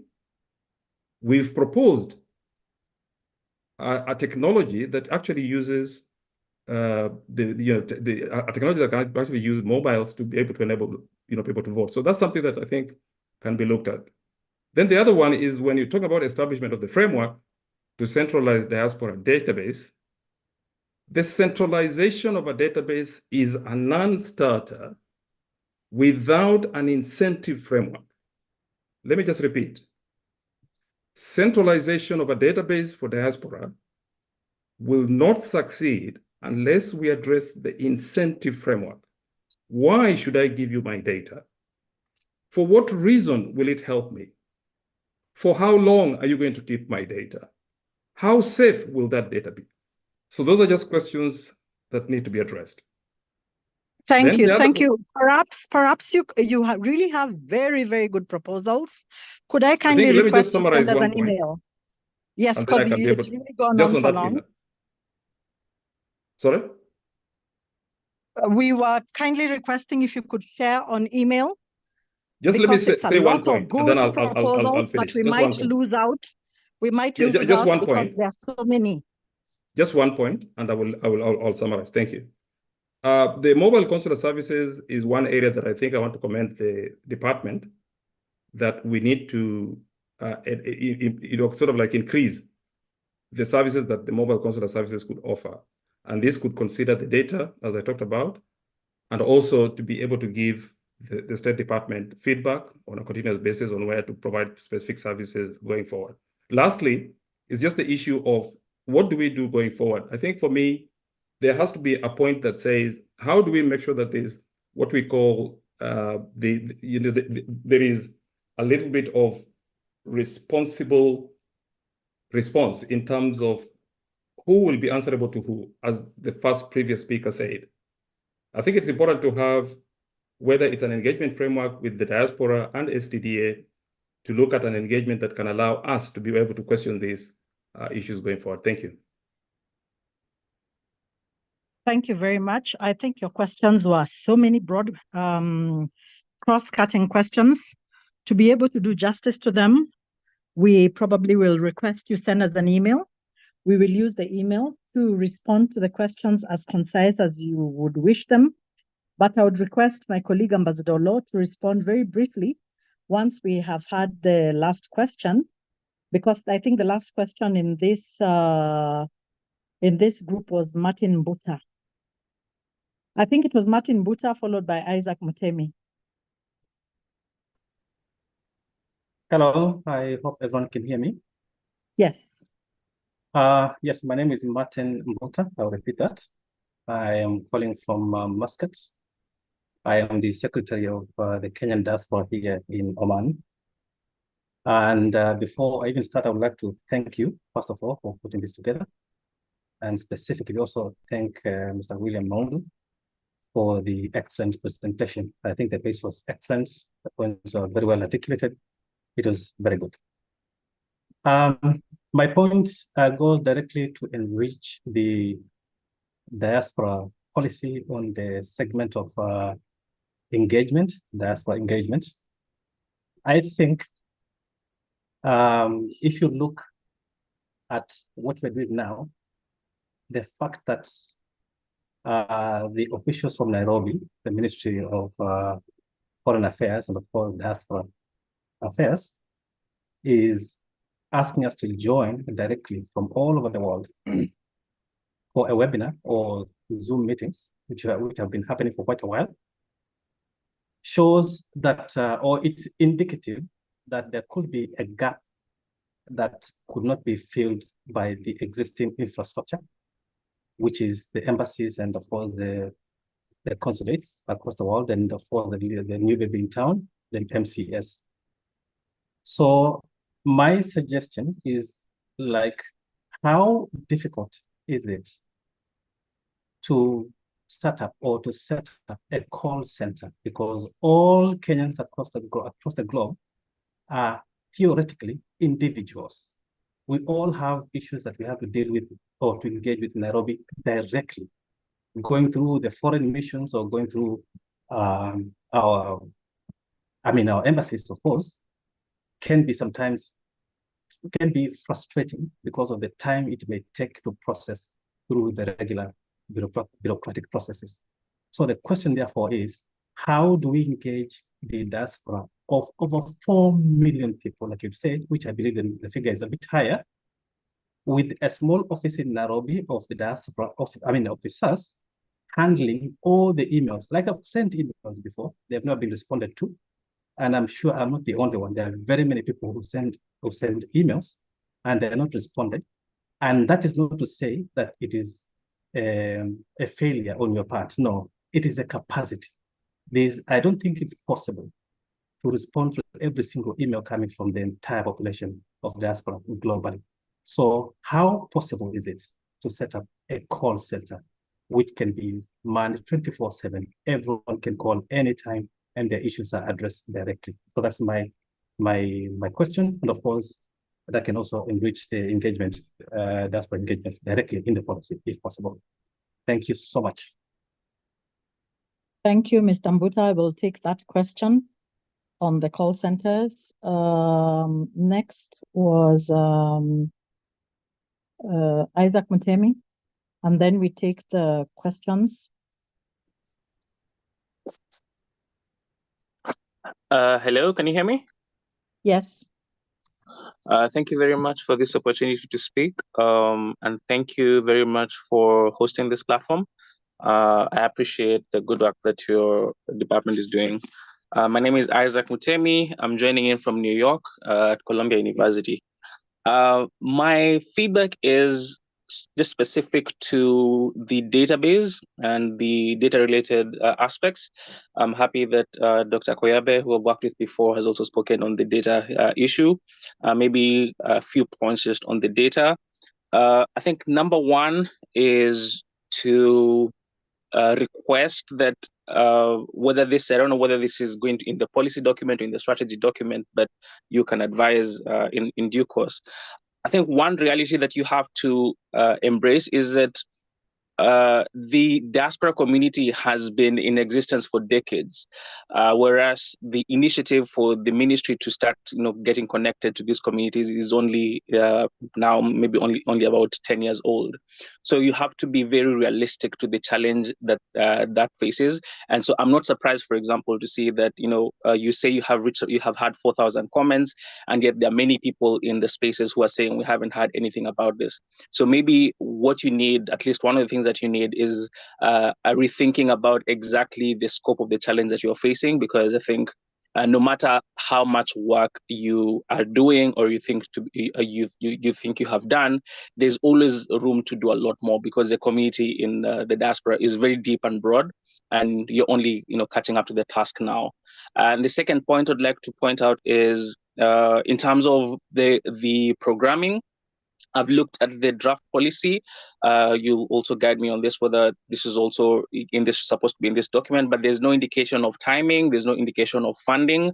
There's no indication of, what the expected investments into these scopes should be. So that'll be something that I hope that you can enlighten us on the specific goals and targets to be able to achieve that. And then finally, maybe on the aspect of engagements, you're very active. At least your officials are very active on social media, which I commend you for. But maybe one thing that you might consider, particularly addressing the fact that there's such a shortfall between the size of the community abroad and the initiatives that have been put in place. One thing you might consider is putting out an annual survey or an annual analysis of the communities that you've been able to reach, the numbers that you've been able to reach, because I see there are always seminars, meetings, in all over the place, but in terms of the numbers, how many people are you able to reach, and how do you plan to expand that so that you can have some sort of more statistical basis for understanding the progress in terms of the data capture. So thanks a lot for the platform. I yield the mic. Thank you. Thank you very much. Perhaps I could start by answering the question on the call center, and this one on that Mr. Mutemi has asked about goals and targets and analysis of how many people we are reaching. And then I'll give the floor to Ambassador Olo. There's been lots of questions on data, and I think the previous speaker had very many issues which you raised, which you can assist us with by answering that. But on the call center, yes, we do have a call center that we're putting up. It will be a 24-hour call center. It will have counselors, and it will have other people who would be able to respond to the different queries that we have.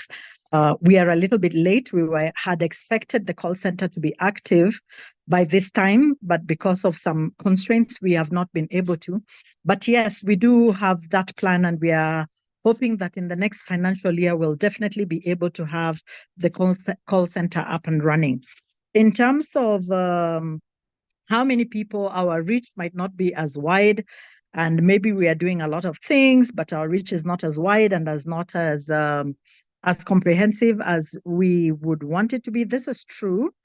But I think also maybe to be accused of being protective, we've just been in existence for a year now as the State Department for Diaspora. We have been actively encouraging the diaspora to follow us on social media, because some of the people who don't know what we are doing don't follow us on social media. We have tried to reach out using the diaspora associations.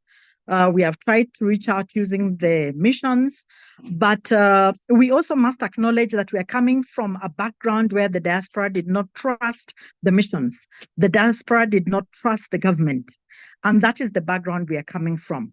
And so we are trying to work hard towards building back that trust. So when we say we are having a webinar, we are very encouraged by all of you that came, because you're able to give us constructive criticism. I think we very much welcome constructive criticism. And you know, criticism is both ways. It is not one way.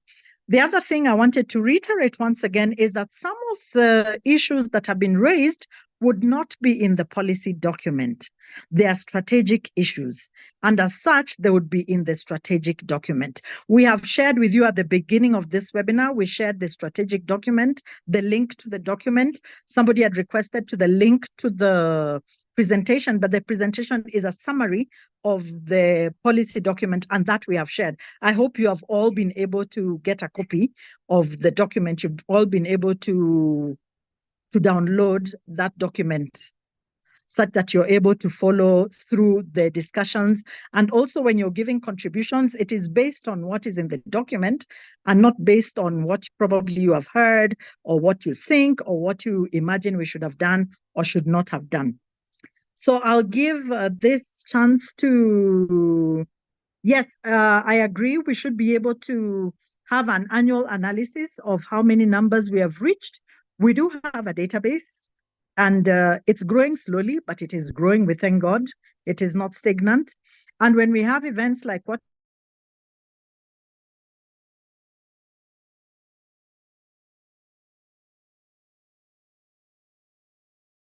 we had in Atlanta, we had that we are able to then a larger number of people when we send out our invitations or when we send out our flyers.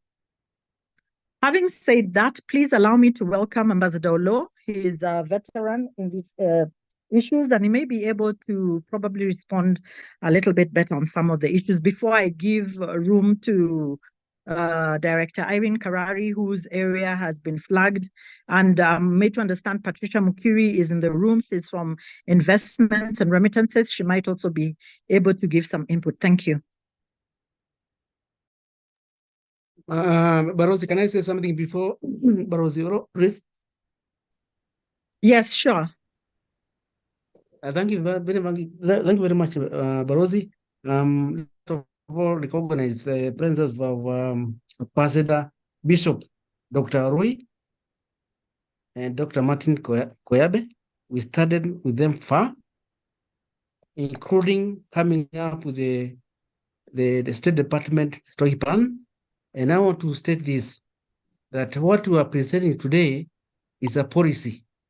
And the policy provides strategic interventions.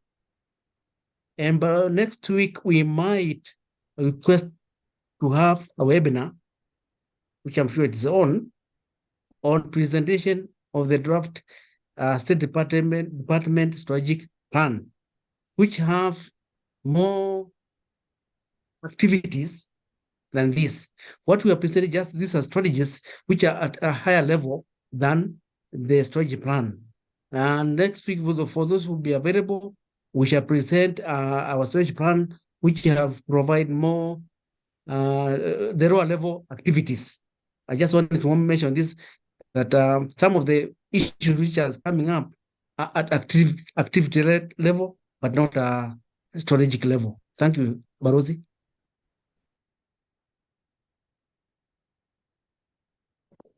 Yes, thank you so much, Ambassador Helen. Thank you so much, Director Maura. And I would want at this juncture to respond to some of the issues that have been raised, touching on the policy. In fact, I want really to thank Dr. Koyabe for those points that you have raised, and also to thank you for the acknowledging that the policy, the draft policy 2024 is much way better than what we had in 2014. Now, let me start with the issue of the political participation and the issue of IBC. In fact, I think it has been raised almost in all the last three seminars that we have, webinars that we've had. And I would want to draw your attention to what is mentioned in the current policy. Of course, what we are saying is that we will, the State Department for Diaspora will be working in close collaboration with IBC to ensure that the diaspora participate in the electoral process. That is both the referenda and the presidential elections. And if you look at the petition number 25 of 2014, and I think this is where this matter was determined, you'll see that this was in the Supreme Court of Kenya, the petition number 25 of 2014, whereby the Supreme Court ordered that first of all, there has to be a progressive, bringing progressive participation of the diaspora in the electoral process. And the issue here was, is it thematic or is it regional? Thematic in the sense that was it presidential, senate, and whatever, or is it regional? So that we have one region the way it was started in 2013, then 2017 you expand, then 2022 expanded. So this was done, and I think IBC has been expanding it progressively. They decided to go geographical instead of thematic. But then the most important part of that ruling was where the Supreme Court said that, ordered rather, that the IBC should put in place an infrastructure for comprehensive registration of Kenyan citizens in the diaspora as voters. And I think this is something that now needs to be taken up. The policy, of course, mentions it, but the State Department for Diaspora should actually sit with the IBC so that they start changing the laws for diaspora participation, because there's the issue of registration, there's the issue of voting, and then there's the issue of period. So this must be done well in advance. The policy is speaking about it, but when it comes to implementation, I think the State Department for Diaspora and IBC should start right away so that they ensure that these issues that have been raised by the diaspora, they put infrastructure that will enable the diaspora to register and vote. I will give one example. Last time the registration for the diaspora for voting was only 2 weeks. And that was the same time that it was also given to Kenyans here to register. For the diaspora, it was not adequate. The diaspora, they have to change. Of course, they were saying that the law says it has to do it. So for diaspora, there's need for right now a discussion to know how this will be done. When it comes also to the polling stations. In a polling station in Kenya, they were talking about 700 polling line. But for the diaspora, it may not work. So these are things that needs to be done in advance. The police is speaking to it, but it still needs to be addressed. Now, when you talk about the issue of governance, Daktari, I totally agree with you. But I would also want to say that the issue of governance, the issue of public participation is mentioned in the policy, and I know that the State Department on its part is already engaging the diaspora on, for example, participation in the budgeting process. These are organized, and I think this is where the participation of the governance is coming in. And then, of course, you have also mentioned the issue of the dual nationality and the participation in governance. And I think these are issues that will also be looked at, and so that it can be determined on how the diaspora can participate more in terms of governance. Now, on the ITC, you are right, there's the lack of use of ITC. It is not, the diaspora policy does not speak to it much, and I think this is an area that will need to be added. We may need to add some paragraphs on the use of the implementation on how ITC can be used in terms of implementing the embassy. Now, on demography, yes. On demography, I think this is also, it needs to be taken care of. But I want to draw your attention to the definition of what the policy uses in terms of who is the diaspora. If you look at what the policy uses, we are using the PKOs, persons of Kenyan origin. And this encompasses not only just people that have Kenyan passports and Kenyan national IDs, but it even includes the second and third generation that we're speaking about. So we are using the PKOs as the definition. And I think the policy, if you look at when it is talking about the rights and welfare of the diaspora, if you look at the policies under the rights and welfare, you will see that the issue of second and third generation, that's where the children, you see the children, the mobile consular services, bringing in IDs and all that, and then coming up with policies that can, entice our second and third generations to come in. We're even saying that even people who are married to Kenyans, they may not be Kenyans, but they are willing really to participate in the development of the country. The policy covers them under the PKO's framework. Then the policy area on page 26, I've noted that the rights and interest. I think we are going to look at this, the diaspora structure and what we're talking about. But then under the structure, Dr. Reed, this is covered by in the issue of the summit, what in the previous policy was being referred to as NADICO. And this is, the summit is actually supposed to be a structure whereby it will involve both the officials in the diaspora with and come up on how the engagement is going to take place. Now, of course, when it comes to implementation, then of course, we have also got views on how this summit can be done. And I think this may not necessarily appear in the policy, but when it comes to implementation, we'll have to, it will be mentioned and see how it is going to be done, coming up with this diaspora structure. Now, on promoting and participation, I agree. We should not really talk about promoting, but enabling participation of the diaspora to vote. And I think I've talked about that. So just to look at how they can be enabled, because the promotion, we are past that. Database, I've seen that. And I think maybe the challenge is how to incentivize this framework that we're talking about. And I agree, when you are looking for database, this is something that has been a problem, because in some countries, the issue of data protection is really very critical. And I believe that maybe the State Department needs to look at how it can incentivize, how it can incentivize the diaspora to provide some of this data. But I'm sure certainly a paragraph will be mentioned about this database, because it's a challenge that has been noted. If it is a challenge, how is the policy addressing that? So one or two paragraphs, I think, will be mentioned about that. Lastly, let me say that I would really prefer, we want to see your notes once again, Dr. Koyabe. I know some of the things you have said. We had also received some of those representation from this group of Dr. George Omburo. I've just seen some of the things you have said, they are there. And let me assure you that we are at the validation stage. So all these matters, they will be put in the policy. And I believe that the final document will reflect the views of the diaspora. Otherwise, thank you so much. And let me yield the microphone once again to my colleague, Ambassador Helen Bichuhi. Thank you so much. There are one or two things that I've also noted, but I think probably at the end of it, I hope Director Moura will give me the floor once again. Asante sana. Thank you.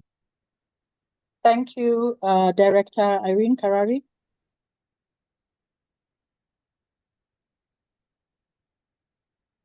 Director Irene Karari, would you like to answer the questions?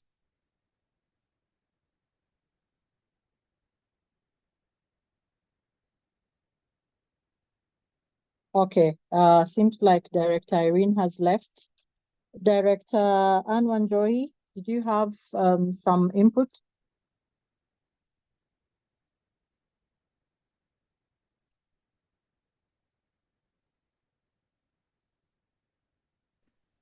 Balozian?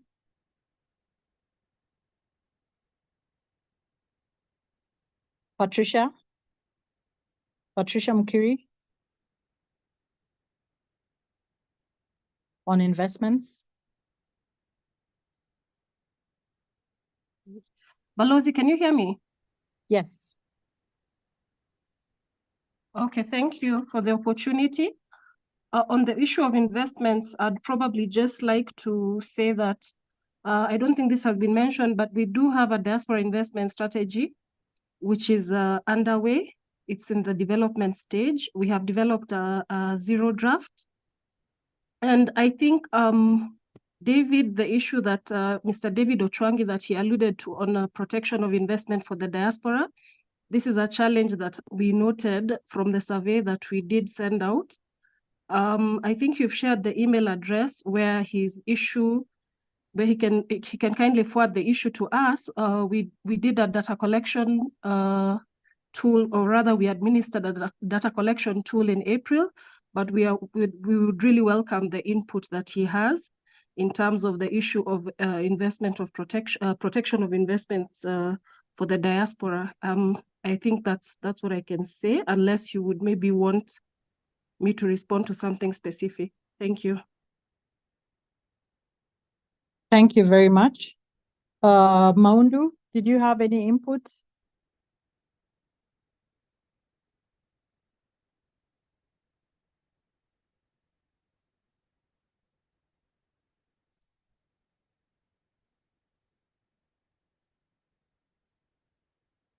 Mr. Maundu?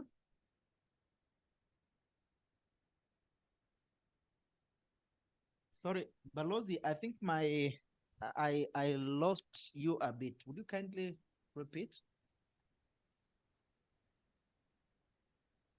There were some questions which had been asked on data. I know Ambassador Olo had answered some of them.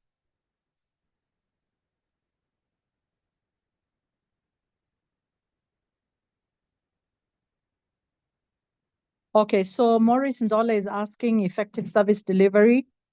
What specific actions are being taken to ensure that the consular services provided to Kenyans abroad are efficient, accessible, and responsive to their needs, particularly in areas with high diaspora populations? I think we have had a lot of mobile consular services which have gone to the high diaspora populations to try and address some of their issues. But we are also looking at more innovative ways of addressing the issues of the diaspora. Investment, incentives, and support. How does the policy plan to provide tangible incentives and support?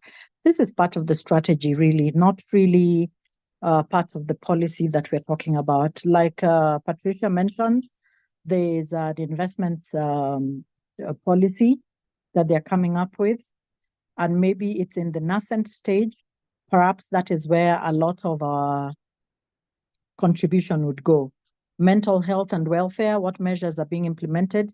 I think I had mentioned we're having a 24-hour call center where every Kenyan will be able to call and be able to get free counseling. We are also partnering through our counseling department with various groupings in the diaspora. We are having ongoing conversations to have the youth in the US have a meeting with the youth in Kenya on mental health issues, because some of the thoughts is that mental health is different if you're in the US than if you're in Kenya, but actually mental health issues cut across board. So therefore, we hope that the call center will be up and running very, very soon. Dr. Martin Koyabe, share the slides. Mr. Maundu, please share the slides for the people to see. Jerono Rotich, I think that question was answered. David Ochwangi has told me I've completely missed the point, and it is very unfortunate. I am very sorry about that. Is the State Department vetting companies coming to sell in diaspora? The ones we come with, yes. When we're having a function and we have companies coming to sell, yes. When they come by themselves, it is very difficult to then know when they're coming and what it is that they're doing. But the ones when we're having an event and they come with us, those are vetted. Where can we find this and other past recordings later? I don't know who will answer that question. How can we make M-Pesa Go accessible to youth outside Kenya? Conversations are actually with the CEO of Safaricom. He was in Atlanta and he had this conversation about M-Pesa and how it can go out a bit more. Let me see if there's any written question here that somebody's saying we stay on topic, within topic. A lot of these issues being raised are off topic and unrelated to the subject matter. A Zoom call would be great. We would request to have another webinar to discuss about youth and how to invest on and create jobs. Francis Karemi, please send an email to kazimaju@diaspora.go.ke. kazimaju@diaspora.go.ke. With the CBK DAO CSD account, how can one make payment for T-bills from diaspora? Patricia, would you like to respond to that? Thank you, Balozi. On the DAO CSD, it's digitized the process of securities. So I think everything is done online, but maybe they can also drop us an email and we can be able to liaise with Central Bank, our liaison officer there, and get back to them on the diaspora@mfa.go.ke. Thank you. Thank you very much. So I think we have... Add something on DAO CSD. Yes, please, Mr. Maundu. Yeah, I think they are able to invest in DAO, but currently one needs to have a savings or a bank account with a Kenyan bank, so that you are able to transact directly from your account to the platform. But in case one would like to transact without a Kenyan bank account, then you will have to go back to the ancients, and that is what we are trying to get people out of. So currently one needs to have an account with a Kenyan bank. Thank you. Thank you. Caroline Wavai, on the issue of the US bombing, where Kenyans died, what can the State Department do? Unfortunately, these are not diaspora. There were Kenyans who died in Kenya. They don't fall in our jurisdiction, but I'm aware that the State Department of Internal Security is actively engaged on this particular matter. They have followed it up. It is not a diaspora mandate. They have followed it up with the US Embassy. So that is something that's ongoing. Mr. Moura, I want to believe we have sufficiently answered most of the questions. And should there be any that has not been answered, I think we encourage all of us to send an email. We encourage you to please follow us on our social media. There's a lot that we do in our social media pages. We encourage you to follow us. And I want to believe Ambassador Olo had requested for more time to say something. Perhaps, Mr. Moura, you'd give him time to say something. Thank you. Sure, Barozi Helen, Barozi Oro, can you take some few minutes to address some of the issues, please?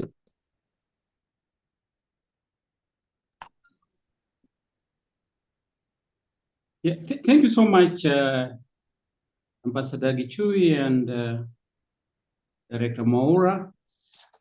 Really, I don't have much to say now. It's just really to thank, especially today's session. I've seen a lot of policy areas have come up, and I want to assure those that have given those that have talked that all the issues you have raised are going to be put in. Now, there is a question that was asked, I think, by David, and this was regarding to the status of the law. Maybe what I wanted to say is that this time round, unlike what happened last time, this policy is going to be grounded in law, and that after it has been, launched, there will be a session of paper that will be done, and I believe it will be entrenched. And some of the things that we are talking about will not just remain as a policy, but was something that will be meant, that will anchored in law. Then, of course, Juliet talked about how to engage on a longer term deal. And I want to say that this, of course, the policy, as was mentioned, is going to be like on a 10-year term sort of a policy. And I think what is envisaged is an engagement of long term. And again, on the issue of the summit, which of course is meant to be like the apex board, that will be ensuring the issue of dialogue. And of course, we are trying to, look at what happens in other places. I think in Mexico, they call it the homecoming sort of thing. And I think this time it's going to be entrenched, and I believe that once this is done, then things would be all right in terms of implementing this policy. Otherwise, I don't have much to say except thank you and request that kindly, if at all, you can send your representations to the email that has been provided. It will give us easy time so that we don't really leave out anything. Otherwise, I'm very, very happy with those policy statements that have been given, and I want to assure everybody that they'll be taken on board as we finalize the document.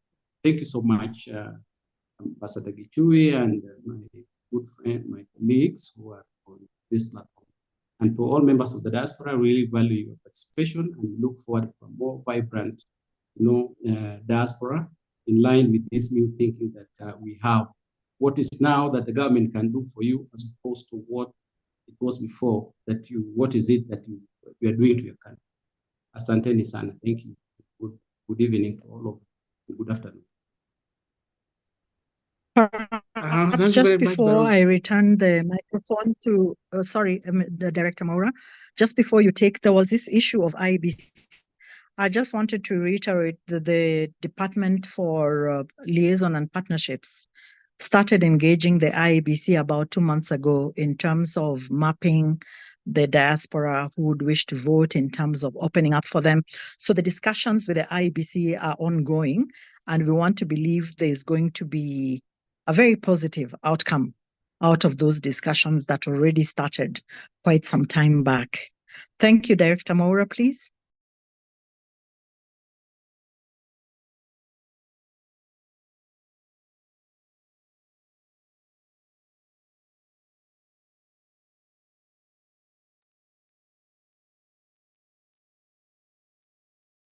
Thank you very much. Am I audible? Yes, we can hear you now. Thank you, Balozi. I think now I understand why we had a high demand of Saturday's webinar. If I recall, from day 1, 2, 3, Wednesday, Thursday, Friday, the maximum number of participants were about 40, 50. But today we had more than 100 participants. And the kind of issues which came up this afternoon, morning, evening, they are very encouraging. They are very specific to the draft, the policy, and assure the participants all the issues raised to be incorporated.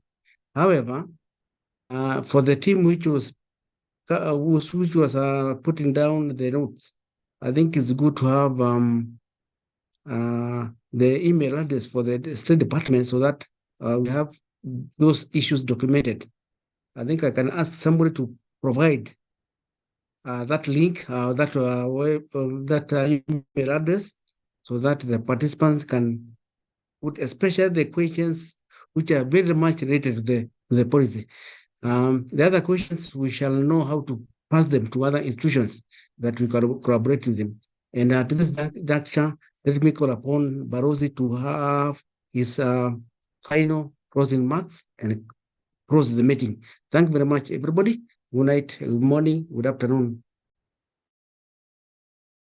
Thank you very much. Perhaps this time I might be able to be seen. Thank you very, very much, dear Diaspora, for having joined us. We are very excited for the input you have given. We are very excited for your active participation. Please don't take it lightly that we have listened to you, whatever you have told us. In one way or another, it will be reflected in the policy document. But like I also mentioned, please keep in mind that some of your proposals are strategic. Director Maura has mentioned that in the not too distant future, we are going to have a webinar on the State Department strategy. And this probably might be able to shed more light and might be able to remove some of the confusion that we have where the diaspora feel they've given their contribution and their contribution is not being seen. But that is because it's a strategic contribution and not a policy contribution. So thank you very much. We are grateful. Please, if you have something to add, if you feel the policy can be made better in particular ways, we have shared the policy, we have shared the email with you. Please send us an email and give your concrete proposals, and we will see that they are included in our final document that we shall be having, because it is not the State Department's document. It is our document, yours and us together. So once again, thank you for taking your time, and it was exciting to see my classmate, Constance Ateka. I recognize you. Thank you very much for having logged in, and we are excited to have everybody who came on board. Thank you, thank you, thank you. God bless you, and God bless Kenya. Asanteni sana. Good night, good morning, good day, goodbye. Thank you very much, Barosi. Thank you, Barosi, for good moderation.